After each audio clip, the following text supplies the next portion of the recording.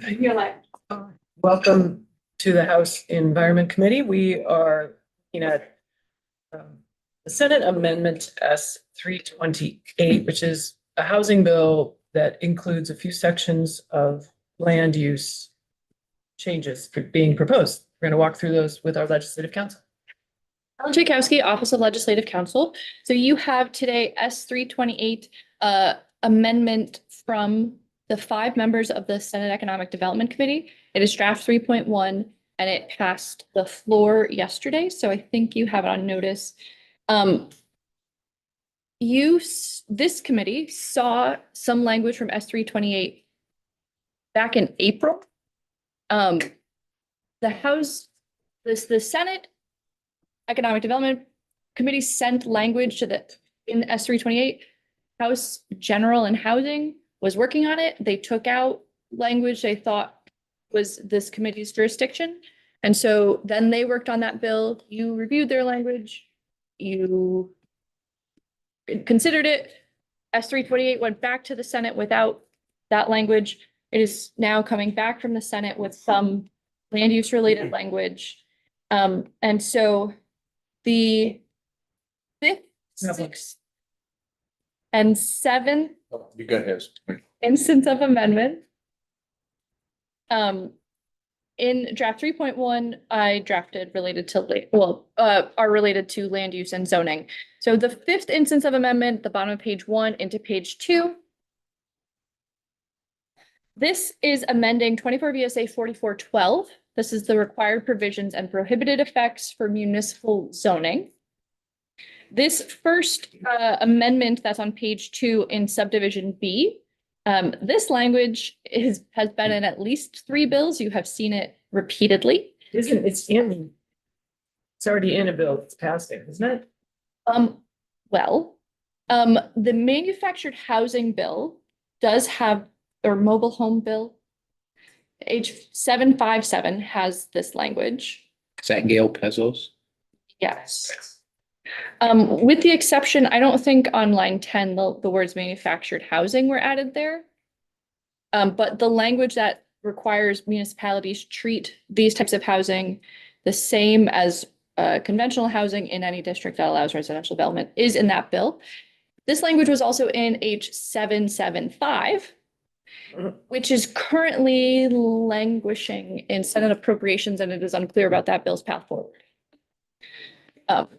As it has not come out of committee yet. So I think Landlord tenant? no, that is another housing bill. Okay. Yes. Hence why I have been a little, it's a little confusing for me as well. Because 328 and 757 are actually very similar. They have a lot of the same provisions, but it keep getting hung up in other committees. So, yes, subdivision B is about allowing modular housing, manufactured housing, prefabricated housing, mobile homes in any district that allows residential development to the same terms and conditions as conventional housing. Next, at the bottom of page 2 into page 3, subdivision D. You have also seen this language before. In any district that allows year-round development, duplexes shall be a permitted use with the same dimensional standards as single-family dwellings. Currently, it's an allowed use, which allows towns to use conditional use review.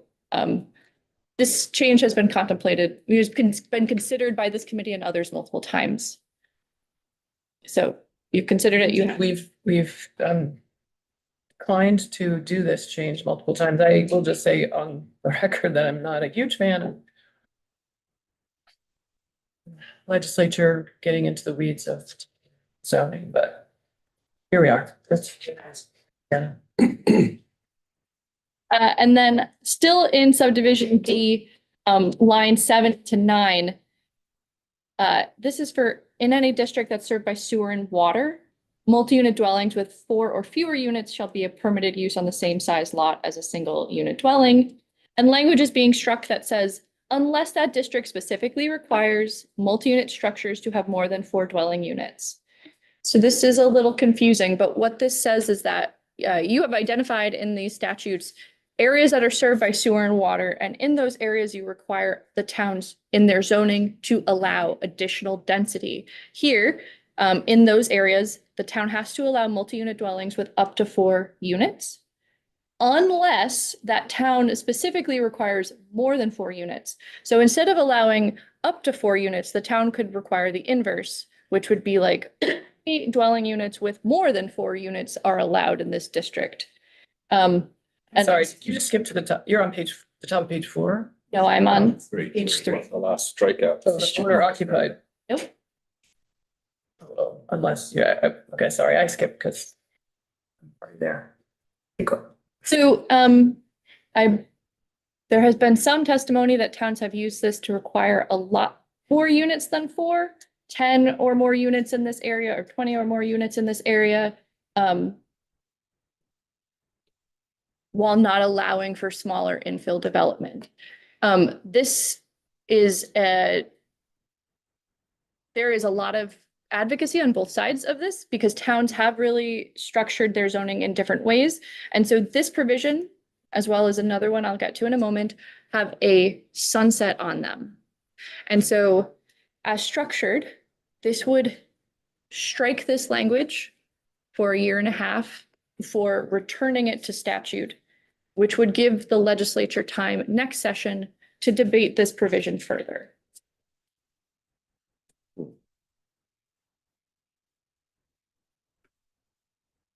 Okay. Next on page 3, subdivision E. This is making a change to the definition of accessory dwelling unit. Currently, towns in their zoning are not allowed to exclude one accessory dwelling unit that is located within or appurtenant to a single family dwelling on an owner occupied lot. There's also a size requirement. There's a couple other details in the definition of ADU, but the Senate is proposing to strike the requirement that it be on an owner occupied lot. A piece of information on this is that, so what that would mean is that an accessory dwelling unit can be built on any single family dwelling.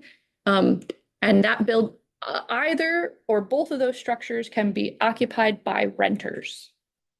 Currently in statute, it has required that the owner of the building live in either the primary resident, the primary unit, or the smaller unit. You made that change a couple of years ago because the original, further back in time, it was required that the owner of the property live in the larger dwelling, not the smaller dwelling. But this definition has evolved significantly over time. This would be getting rid of the owner occupancy requirement entirely so that both units could be full-time rentals. A small piece of information on Part-time rentals, could be Airbnbs. but that would be a rental of some kind. The owner would never have to live in the building, either structure. And a small piece of information, the Vermont Housing Improvement Program, VHIP, does fund the construction of accessory dwelling units. And that program has a requirement that any ADU constructed have an owner occupancy requirement. And so the Senate Economic Development Committee discussed and felt that that would then lead to some ADUs in the future would still have an owner occupancy requirement, but not all of them would. Representative Logan. And I'll add on to the VHIP requirement that priority must be given for people exiting homelessness. Oh, okay. Rent a VHIP funded unit. That's Meaning they would fund it with a loan? It's a grant. grant. A grant. And do you have to then say you'll rent it for long-term rental? With priority being for someone exiting homes? At market rate. Okay. Interesting. Okay. And so there's one more piece of this at the top of page 4.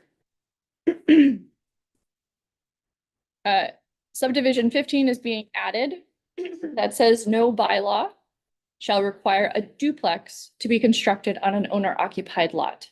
So again, we're talking about towns with zoning, and this is saying a town with zoning cannot put in their zoning that a duplex be owner occupied, either occupying either unit. Again, saying that either unit of a duplex can be permanently occupied by renters. I think this is actually easier to understand if you ignore constructed, as it's can be on an owner occupied lot. I'm not criticizing you. I understand this came in a very quick amendment. And so this is the other piece of language that is addressed in the next instance of amendment. And so this subdivision 15 and the language striking or more than 4 unit dwellings, those are the two instances that are two pieces of language that are in the 6th instance of amendment, which is a sunset provision, sort of prospective repeal. So in the 6th instance of amendment that's on pages 4 and 5, section 9A is being added, and it's putting back the language that's currently in law. So a district can specifically require more than 4 units for that area, and then also striking out 15. And that section won't take effect until January 1, 2028. So the 5th instance of amendment will take effect this year, July 1, 2026. Section 9A will not take effect until January 1, 2028. This acts as a sunset or prospective repeal, overwriting that language, which would give the legislature another year next session to debate these two provisions again, if you all would like to make changes.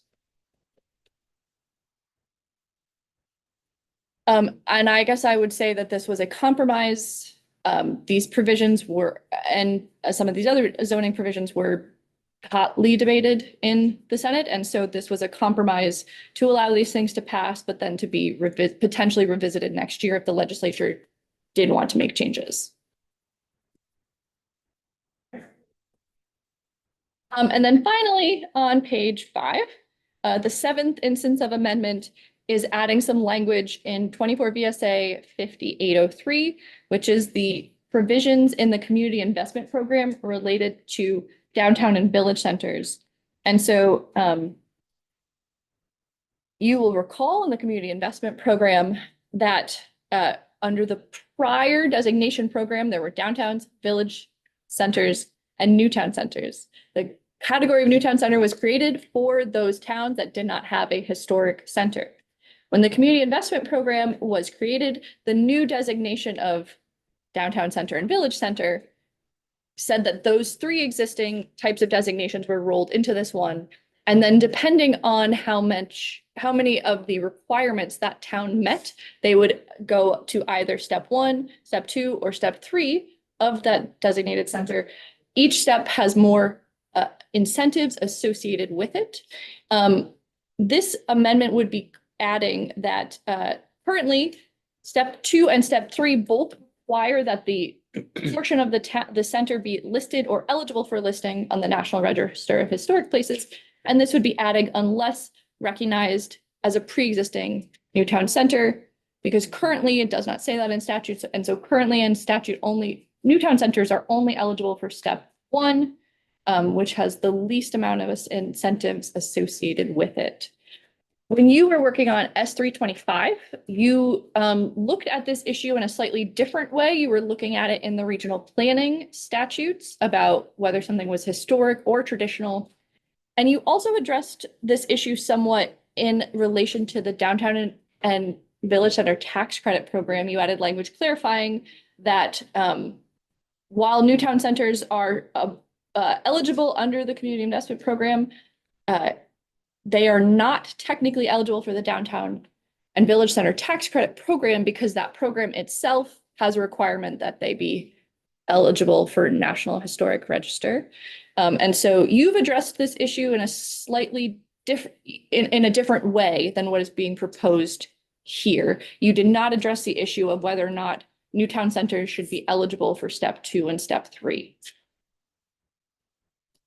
Which has access to additional incentives, including the Better Places program, the Better Connections program, the fee cap for wastewater permits, the priority for other grant programs at the state level. There's a number of other incentives under step 2 and step 3. Okay. So Step 2, oh, step 3, okay, so. I do think you had some testimony related to this issue though, but. Yeah. And then that's it. Just to be clear, the last instance of amendment is the effective date, and that's where the sunset is. So I already sort of addressed it, but that's on page 8, showing that the sunset is January 1, 2028.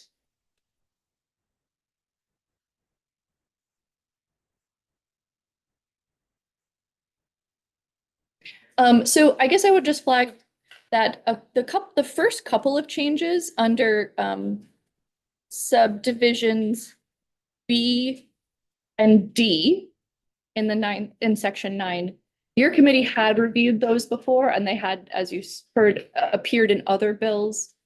The language that's in subdivision E and 15 is brand new language that only came about this week. Friday. It's new language that is not in any other bills and just came about, which is at least part of why some of it is being sunsetted. Further discussion.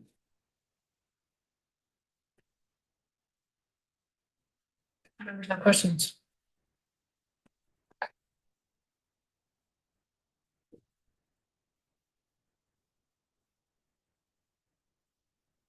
Here?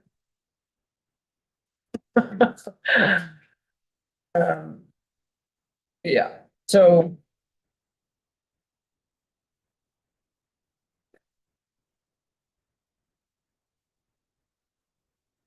Yeah, having not taken testimony on particularly that one, we really don't. No, it's disheartening to hear that it came in late in the conversation. But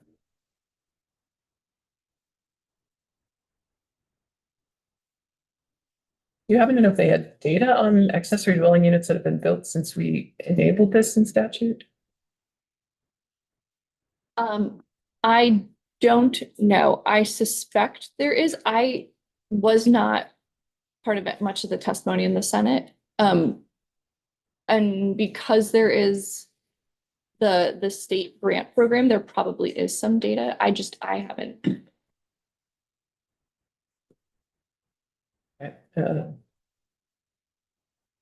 Not seeing any question. Thoughts, comments, yeah. Comments. Representative Chapin.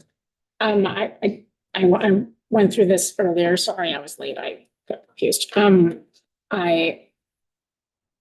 It's really hard to see the stuff without testimony. I thought after walking through it much more carefully this morning, I guess I just don't have any huge concerns. So it is really frustrating to see this kind of stuff on the last days, but I feel like I'm okay with it. Representative North. Just a brief question on the 4th instance of amendments. It's all pulled out of context, so it's hard to understand what that is. And I'm sorry, I missed the very beginning. Oh, sure. And I didn't discuss that briefly, but it is somewhat related. In the 4th instance of amendment, there is a section in 328 regarding the housing element of town plans and what towns need to include specifically in the housing element of their town plan. And one of the things that the Senate Economic Development Committee was discussing was there's a provision that says that the municipality. Go ahead. The municipality needs to address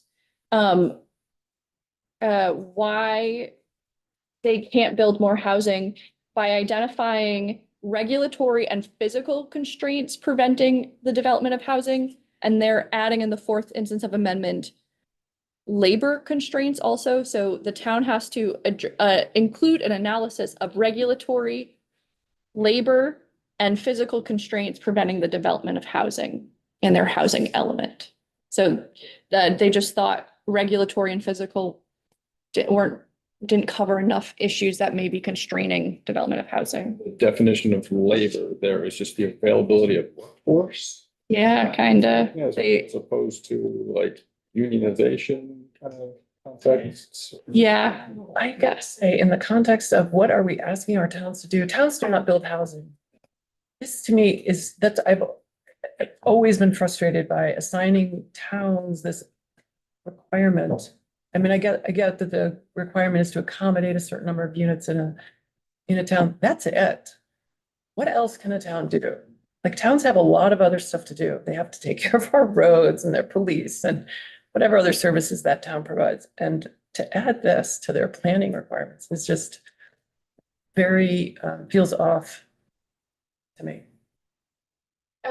But it was a pretty quick discussion yesterday. They discussed financial or workforce or other words, and they thought labor captured the issue, I guess.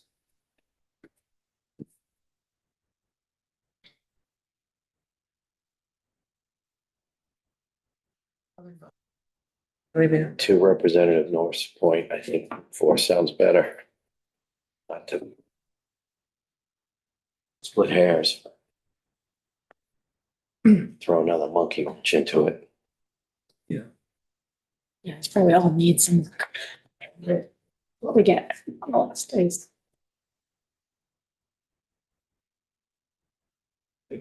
Do we have any sense as to what like the real benefit or why was all this asked? What are the problem they're trying to solve? Yeah, exactly. Oh, I don't. I mean, I think, I possibly could speak to the very first thing that I have been trying to let towns still have conditional use. We were, required to be an allowed use. It actually allows for conditional review. I think that there's a push nationally to, make towns, accommodate more density and, folks hear what should be put in statute, and that's one of them. I mean, it's interesting because in the case of this multi-unit language that's being struck and then put back in later, it's a result of, at least in part, of conversations in St. Albans that requires greater density than 4 units. And the town would like to stick to that. And I think every single town is different, and how they're addressing the housing challenges, I think should also be allowed to be different. Here we are with this proposal of amendment that we are only going to take a straw poll on, so.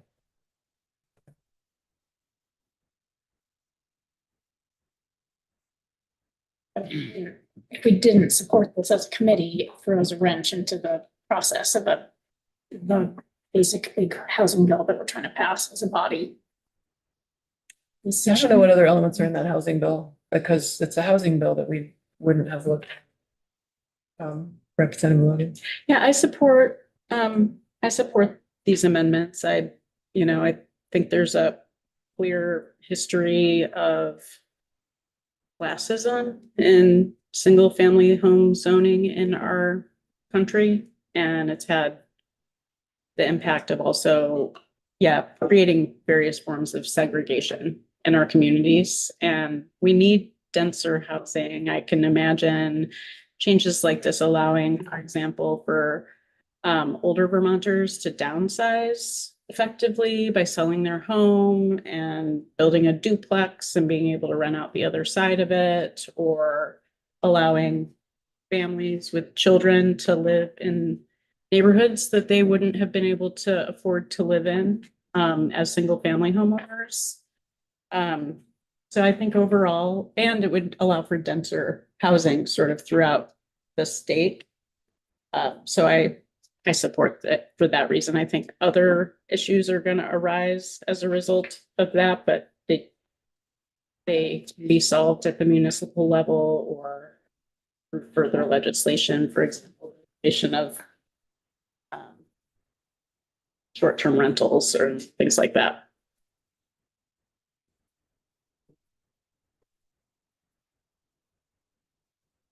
Okay. Any other thoughts?